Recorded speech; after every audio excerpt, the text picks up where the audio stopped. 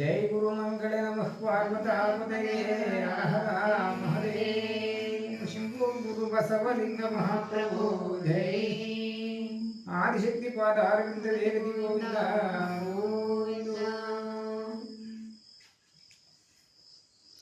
ಎಲ್ಲ ಶರಣ ಬಂಧುಗಳಲ್ಲಿ ಶರಣು ಶರಣಾರ್ಥಿಗಳು ಇಂದಿನ ಅಧ್ಯಾಯದಲ್ಲಿ ಪರಶಿವನು ಬಸವಣ್ಣನವರಿಗೆ ಏನೆಂಬುದಾಗಿ ಹೇಳ್ತಾ ಇದ್ರು. ಆ ದೇವಿಯನ್ನು ನೋಡಿ ನೋಡಿ ನೋಡಿ ಸಾಕಾಯಿತು, ನಾವು ಎಷ್ಟು ದಿವಸ ಆದರೂ ಕೂಡ ಆ ದೇವಿಯ ದರ್ಶನವಾಗಿಲ್ಲ. ನಮಗೆ ಕೋಟಿ ಯುಗಗಳು ಮುಗಿಬೋದು, ನಮಗೆ ಮನಸ್ಸಿನಲ್ಲಿ ಸಂಶಯ ಬಂತು. ದೇವಿಯನ್ನು ನೋಡ್ತೀವೋ ಕಾಣ್ತೀವೋ ಅಂತಕ್ಕಂಥ ಸಂಶಯ ಗೊತ್ತಾಯಿತು. ಮತ್ತು ನಮಗೆಲ್ಲರಿಗೂ ಕೂಡ ದುಃಖ ಪ್ರಾಪ್ತಿಯಾಯಿತು. ನಂತರ ಆ ದೇವಿಯನ್ನು ಅನಂತ ಶ್ರುತಿಗಳು, ಆ ದೇವಿಯ ಶ್ರುತಿಗಳನ್ನು ಓದ್ತಾ ಇದ್ದು, ಅನಂತ ಶ್ರುತಿಗಳು ಅತ್ಯಧಿಕವಾಗಿರ್ತಕ್ಕಂಥ ದೇವಿಯ ಚಾರಿತ್ರ್ಯವನ್ನು ಹೊಗಳಲು ಸಾವಿರ ಮುಖದ ರುದ್ರರು ಮೇಲೆ ಮೇಲೆ ಉಹೆ ಉಹೆ ಎಂದು ಗಟ್ಟಿಯಾಗಿ ಕೂಗುತ್ತಿದ್ದರು.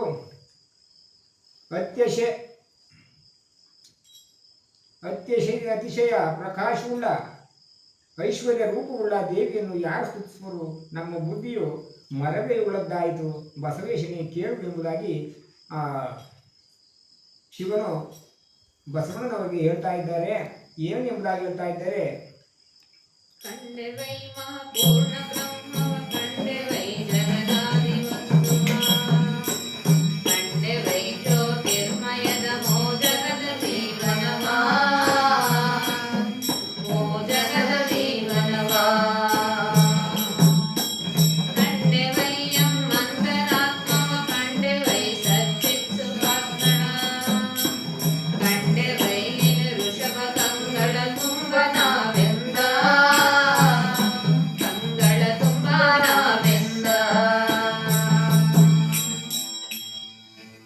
ಜಗತ್ತಿಗೆ ಮೂಲ ಕಾರಣವಾಗಿರ್ತಕ್ಕಂಥ ಆ ಆದಿಶಕ್ತಿಯನ್ನು ಹೊಗಳಲು ಆದಿಶೇಷನಿಗೂ ಕೂಡ ಸಾಧ್ಯವಿಲ್ಲ. ಮೂಲ ಕಾರಣವಾಗಿರ್ತಕ್ಕಂಥ ಆ ಪ್ರಕಾಶದಿಂದ ವ್ಯಾಪ್ತವಾಗಿ ಮೂಲ ಜಗತ್ತಿನ ಜೀವನವಾಗಿರ್ತಕ್ಕಂಥ ಎಂಬ ಅಂತರಾತ್ಮದಲ್ಲಿ ಆ ದೇವಿಯನ್ನು ಪರಿಪೂರ್ಣ ಬ್ರಹ್ಮದ ಸ್ವರೂಪವನ್ನು ಸಚ್ಚಿದಾನಂದ ಸ್ವರೂಪವಾಗಿರ್ತಕ್ಕಂಥ ದೇವಿಯನ್ನು ಕಣ್ತುಂಬ ನೋಡ್ತಾ ಇದ್ದು ನಾವು. ಅವಾಗ ಬಸವನ ಮುಂದೆ ಶಿವನು ಈ ರೀತಿಯಾಗಿ ಹೇಳ್ತಾ ಇದ್ದಾರೆ. ಒಳಗೆ ನೋಡುತ್ತಲಿದ್ದು ಧನುವರ ವಲಯದೊಳ್ ನಾವು ಕಾಣಲೆನ್ಮಯ ಕಳಲಿ ಹೋಯಿತು ಚಿಂತೆ ಮರೆಯಿತು ಸಂಶಯವದಡಗಿ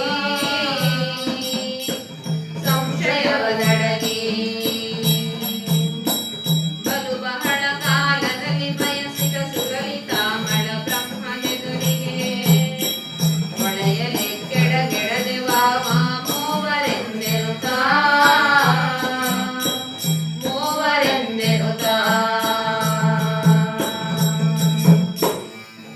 ಬಸವೇಶನೇ ಕೇಳು, ಆ ಒಳಗೆ ನೋಡ್ತಿರ್ತಕ್ಕಂಥ ಆದಿಶಕ್ತಿಯ ಸ್ವರೂಪವನ್ನು ವರ್ಣಿಸುವುದಕ್ಕೆ ಸಾಧ್ಯವಿಲ್ಲ ಎಂಬ ಅಂತರಾತ್ಮವನ್ನು ನಾವು ದೃಷ್ಟಿಯನ್ನಿಟ್ಟು ನೋಡ್ತಾ ಇದ್ದೆವು. ನಮ್ಮ ದಣಿವು ಆ ತಾಯಿಯನ್ನು ನೋಡಿದ ತಕ್ಷಣದಲ್ಲಿ ನಮ್ಮ ದಣಿವು ಹೊರಟೋಯ್ತು, ಚಿಂತೆ ಹೊರಟೋಯ್ತು, ಸಂಶಯ ಇಲ್ಲದಂತಾಯಿತು. ಬಹುಕಾಲ ಇಚ್ಛಿಸಿದ ಆ ಒಳ್ಳೆಯ ಮನೋಹರವಾಗಿರ್ತಕ್ಕಂಥ ಶುದ್ಧ ಬ್ರಹ್ಮವನ್ನು ಎದುರಿನಲ್ಲಿ ನಿಂತು ನೋಡುತ್ತಿರುವಾಗ ಮೂವರು ನೆಲಕ್ಕೆ ಬಿದ್ದೆವು ಎಂಬುದಾಗಿ ಆ ಶಿವನು ನುಡಿತಾ ಇದ್ದಾರೆ. ಮತ್ತೆ ಏನಾಯ್ತು?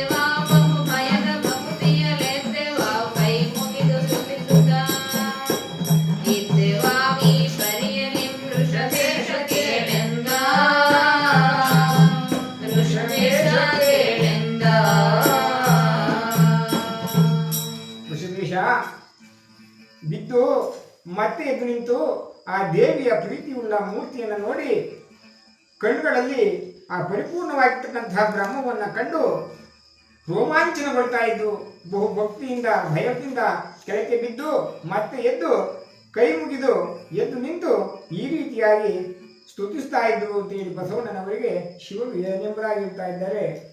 ಓಂ ನಮೋ ಓಂಕಾರಿ ಜಯ ಜಯ ಓಂ ನಮೋ ಓಂಕಾರಿ ಜಯ ಜಯ ಓಂ ನಮೋ ರಕ್ತಾಂಗಿ ಜ್ವಾಲಾಮುಖಿ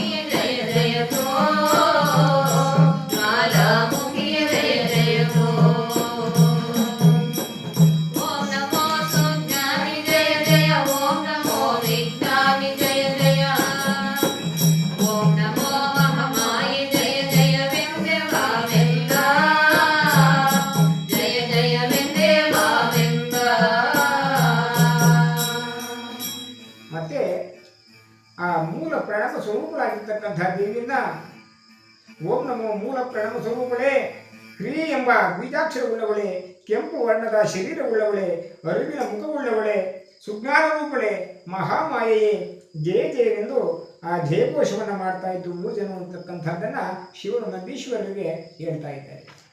ಮತ್ತೆ ಮುಂದೆ ಪರಮ ಪರತರ ದೇವಿಯವರ ಪರಮಿತಾನಂದೈಕ್ಯ ನಿರ್ಮಲೆ ಪರಿಕರ ಪರ ವಸ್ತುವೆ ಪರಮಾತ್ಮ ಪರಬ್ರಹ್ಮ ಪರಮಾತ್ಮ ಪರಬ್ರಹ್ಮ ಪರಮ ಚೈತನ್ಯ ಪರೇಶವೇ ಪರಮ ಸುಖ ಪರಮ ಸ್ವರೂಪವೇ ಪರಮ ಪಾವನ ದೇವಿ ಜಯ ಜಯವೆಂದೆ ವಾವೆಂದ ಜಯ ಜಯವೆಂದೆ ವಾವೆಂದ. ಅತ್ಯಧಿಕವಾಗಿರ್ತಕ್ಕಂಥ ಶ್ರೇಷ್ಠವಾಗಿರ್ತಕ್ಕಂಥ ದೇವಿಯೇ, ಅತ್ಯಧಿಕ ನಿಜಾನಂದದಲ್ಲಿ ಬೆರೆದವಳೆ, ಶುದ್ಧ ಸ್ವರೂಪಳೆ, ವಿಚಾರವುಳ್ಳವಳೆ, ಶ್ರೇಷ್ಠ ವಸ್ತುವೆ, ಪರಮಾತ್ಮನೇ, ಪರಬ್ರಹ್ಮ, ಪರಮಶಕ್ತಿಯೇ, ಶ್ರೇಷ್ಠವಾಗಿರ್ತಕ್ಕಂಥ ಒಡೆಯಡೆ, ಪೂರ್ಣ ಸುಖ, ಪೂರ್ಣ ಸ್ವರೂಪ, ಪೂರ್ಣ ಪವಿತ್ರ ಸ್ವರೂಪದಿಂದ ಜಯ ಜಯವೆಂದು ಜಯಘೋಷವನ್ನು ಮಾಡ್ತಾ ಇದ್ದೆವು ನಾವು. ಆ ತಾಯಿಯನ್ನು ನೋಡಿ ವರ್ಣಿಸಲು ಅಸರವಾಗಿರ್ತಕ್ಕಂಥ ಆ ಬೆಳಕನ್ನು ಕಂಡೆವು ನಾವು ಅಂತಕ್ಕಂಥದ್ದನ್ನ ಹೇಳ್ತಾ ಇದ್ದಾರೆ ಶಿವ. ಮುಂದೆ ನಿತ್ಯ ನಿರ್ಗುಣ ನಿರ್ವಿಕಾರ ನಿರಸ್ತ ಗೋಣ ಬ್ರಹ್ಮನಿಷ್ಠನೇ ನಿತ್ಯ ಸರ್ವಕ್ಕೆ ಸಾಕ್ಷಿ ನಿರುಪಾಧಿಕ ನಿಜಾನಂದೇ ನಿರುಪಾಧಿಕ ನಿಜಾನಂದೇ ಸತ್ಯ ವಸ್ತು ಸುಶಾಂತಿ ಶಾಂಭವಿ ನಿತ್ಯ ಮಂಗಳೇ ನಿರ್ವಿಕಲ್ಪಳೆ ಪ್ರತ್ಯಗಾತ್ಮನೆ ದೇವಿ ಜಯ ಜಯವೆಂದೆ ವಾವೆಂದ ಜಯ ಜಯವೆಂದೆ ವಾವೆಂದ. ಸದಾ ಗುಣರಹಿತಳೆ, ವಿಕಾರರಹಿತಳೆ, ನಾಶರಹಿತ, ಪೂರ್ಣ ಬ್ರಹ್ಮ, ಭಾವರಹಿತಳೆ, ಸರ್ವಕ್ಕೆ ಸದಾ ಸಾಕ್ಷಿಯೇ, ನಾಮ ರೂಪಾದಿ ಉಪಾದಿಯುಳ್ಳವಳೆ, ನಿತ್ಯಾನಂದಳೆ, ಸತ್ಯವಸ್ತು, ಬಹುಶಾಂತಳೆ, ಉಮೆ, ಸದಾ ಶುಭ ಸ್ವರೂಪಳೆ, ಕಲ್ಪನಾರಹಿತಳೆ, ಸರ್ವ ಅತೀತಳೆ, ಪ್ರಕಾಶ ರೂಪ ದೇವಿಯೇ ಜಯ ಜಯವೆಂಬುದಾಗಿ 3 ಜನರು ಕೂಡ ಜಯಘೋಷವನ್ನು ಮಾಡ್ತಾ ಇದ್ದು ಆ ತಾಯಿಯನ್ನು ನೋಡಿ ಎಂಬುದಾಗಿ ಮುಂದೆ ಏನು ಹೇಳ್ತಾ ಇದ್ದಾರೆ. ಇಂತು ಸ್ತುತಿಸುತ್ತಲಾವು ಮೂವರು ನಿಂತು ಕೈ ಜೋಡಿಸಿಯ ಬಹು ಬೆರಗಂತು ನೆಚ್ಚಿಯ ಕರಕರಿಸಿ ಕಾಲುಗಳು ಕಂಪದಲ್ಲಿ ಕಾಲುಗಳು ಕಂಪದಲ್ಲಿ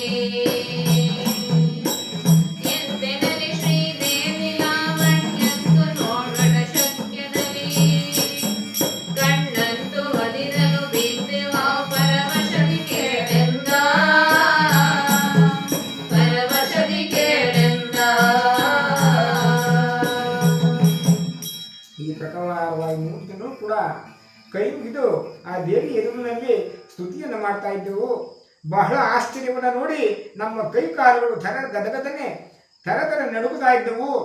ಆ ದೇವಿಯ ಸೌಂದರ್ಯವನ್ನು ನೋಡಲು ಸಾಧ್ಯವಿಲ್ಲದೆ ಕಣ್ಣುಗಳು ಸಾಲದಾಗಿದ್ದವು. ನಾವು ನಡುಗುತ್ತಿರುವಾಗ ಎಚ್ಚರ ತಪ್ಪಿ ಮತ್ತೆ ಬಿದ್ದೆವು ಎಂಬುದಾಗಿ ಆ ಶಿವನು ಬಸವಣ್ಣನವರಿಗೆ ಹೇಳ್ತಾ ಇದ್ದಾನೆ. ಕಂಡಳಮ್ಮನು ದೇವಿ ನಾನಡೆಗೊಂಡಳೆಮ್ಮೆತ್ತೆಡೆಗೆ ಮೂವರ ಮಂಡೆಗಳನ್ನೆತ್ತಿದಳು ಮುಖ ನೋಡಿದಳು ಮೈದಳವಿ ನೋಡಿದಳು ಮೈದಳವಿ ಮುದ್ದನಾಡುತ್ತಲೆಮ್ಮ ಕೈ ಕೈ ಮಂಡನೆ ಬರಿಸುತ್ತ ತನುಗಳ ದಂಡಿಸಿದಿರ ಎಂದು ನುಡಿದಳು ದೇವಿ ಮರುಗುತ್ತಲೇ ದೇವಿ ಮರುಗುತ್ತಲೇ. ಆ ಜಗನ್ಮಾತೆಯಾಗಿರ್ತಕ್ಕಂಥ ತಾಯಿ ನಾವು 3 ಇದ್ದ ಸ್ಥಳಕ್ಕೆ ಓಡೋಡಿ ಬಂದು ನಮ್ಮನ್ನು ನೋಡ್ತಾ ಇದ್ರು. ತಲೆಗಳನ್ನ ಎತ್ತಿದಳು, ಮುಖವನ್ನು ನೋಡಿದಳು, ಮೈ ಮೇಲೆ ಕೈಯನ್ನು ಆಡಿಸಿ ಅಪ್ಪಿ ಮುತ್ತನ್ನು ಕೊಡುತ್ತಾ ಕೈ ಮೈ ತಲೆಗಳನ್ನು ಕೈಯಿಂದ ಸರಗುತ್ತಾ ದುಃಖಿಸುತ್ತಾ ಶರೀರವನ್ನು ಕಷ್ಟಪಟ್ಟರ ಎಂಬುದಾಗಿ ಆ ಮಕ್ಕಳನ್ನ 3 ದಿನವನ್ನು ಹೊತ್ತು ಮುದ್ದಾಡ್ತಾ ಇದ್ರು ಅಂತಕ್ಕಂಥದ್ದನ್ನ ಶಿವನು ಹೇಳ್ತಾ ಇದ್ದಾರೆ. ಮತ್ತೆ ಮರುಗಿದಳು ಶ್ರೀದೇವಿ ಎಂದಿವ ಕಿರಿಯ ಕೋಸುಗಳನ್ನು ಬಿಟ್ಟ ಇರಲು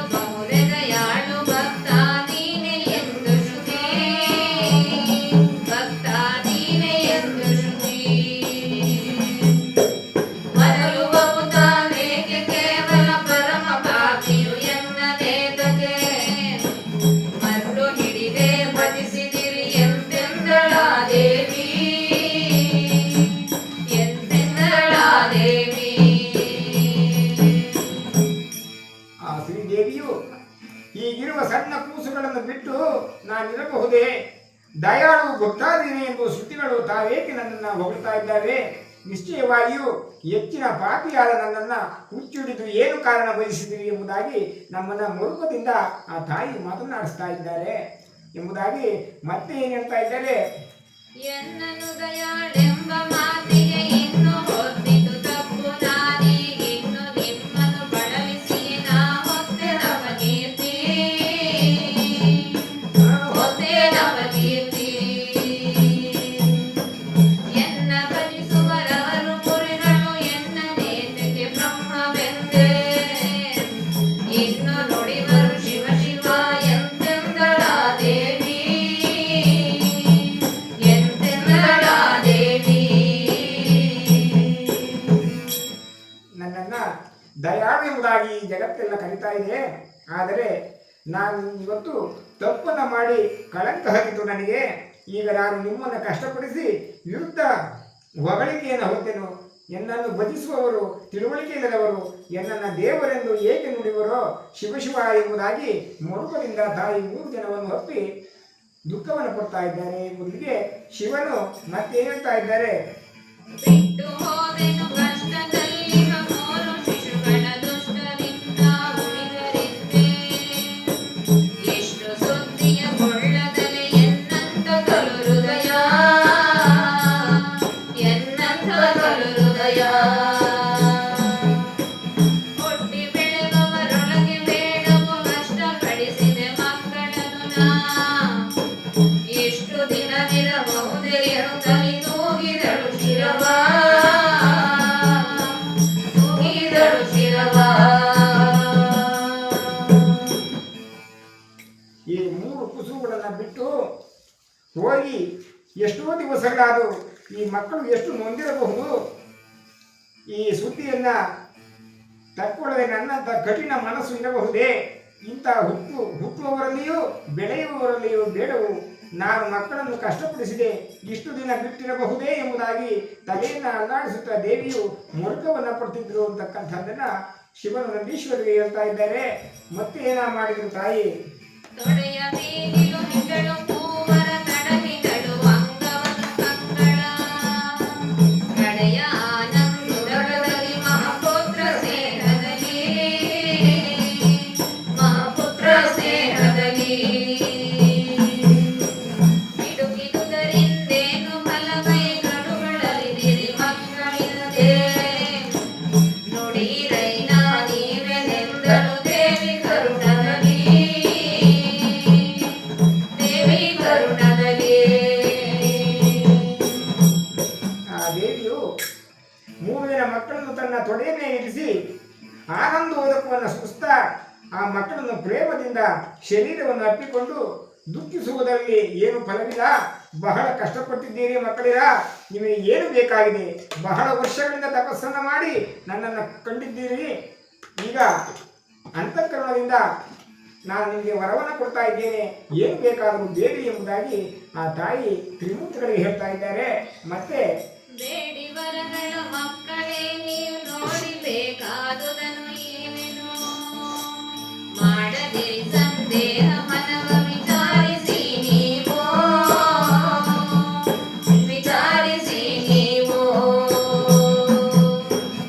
ಆಡಿರೆಂಬನೆ ಚರಣಗೆಯು ನಾವು ನೀಡಿದೆವು ಮಸ್ತಕವ ವರವನ್ನು ಬೇಡಲಿಗೆ ನಾವೊಲ್ಲೆವೆಂದೆವು ದೇವಿಗೆದುರಾಗಿ ದೇವಿಗೆದುರಾಗಿ. ಮಕ್ಕಳೇ, ಬಹಳ ಕಷ್ಟವನ್ನು ಪಟ್ಟಿದ್ದೀರ ನೀವು. ನಿಮಗೆ ಈಗ ಏನು ಬೇಕೋ ಕೇಳಿ, ನೀವು ಬೇಡಿದ ವರಗಳನ್ನು ನಾನು ಕೊಡ್ತೇನೆ ಅಂತಕ್ಕಂಥದ್ದ ಭಯವನ್ನು ತಾಯಿ ಕೊಡ್ತಾ, ಕೊಡುಗಳೋ ಇಲ್ಲ ಅಂತ ಸಂಶಯ ಮಾಡಬೇಡಿರಿ, ಕೊಡುಗಳೋ ಇಲ್ಲವೋ ಎಂಬುದಾಗಿ ಸಂಶಯವನ್ನು ಮಾಡಬೇಡಿರಿ.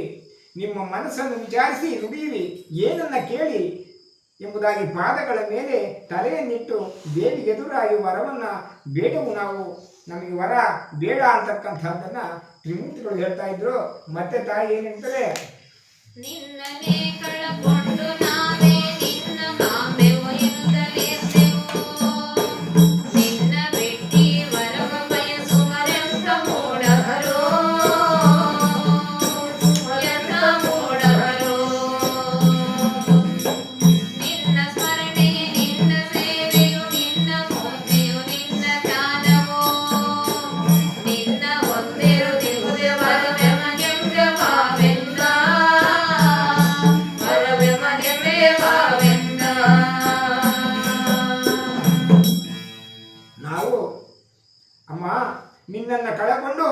ನಿನ್ನನ್ನು ಕಾಣದೆ ಇಡೀ ಜಗತ್ತನ್ನು ನಾವು ಸುತ್ತಿದೆವು. ಈಗ ನೀನು ನಮಗೆ ಬಂದು ದರ್ಶನವನ್ನು ಕೊಟ್ಟಿದ್ದೀಯಾ. ಆದರೆ ನಿನ್ನನ್ನು ಬಿಟ್ಟು ಈ ವರವ ಬೇಡುವುದು ಎಂತಹ ಮೂರ್ಖತನ. ನಿನ್ನ ಸ್ಮರಣೆಯೇ, ನಿನ್ನ ಸೇವೆಯು, ನಿನ್ನ ಮೂರ್ತಿಯು, ನಿನ್ನ ಧ್ಯಾನವು ಸದಾ ನಿನ್ನನ್ನು ಹೊಂದಿರುವುದೇ ನಮಗೆ ವರವಾಗಬೇಕು. ವಿಚಾರ ಸಿರಿ ಸಿರಿ ಸತಿಸುತ ಶರೀರೇಂದ್ರಿಯ ಪ್ರಾಣಾದಿಗಳಿಗಿಂತ ತನ್ನ ಆತ್ಮನಲ್ಲಿರ್ತಕ್ಕಂಥ ನಿರತಿಶಯ ಪ್ರೇಮವನ್ನು ದಯಾನಂದ ಸ್ವರೂಪ ದೇವಿಯಲ್ಲಿರ್ತಕ್ಕಂಥದ್ದು ಭಕ್ತಿ ಎನಿಸುವುದು.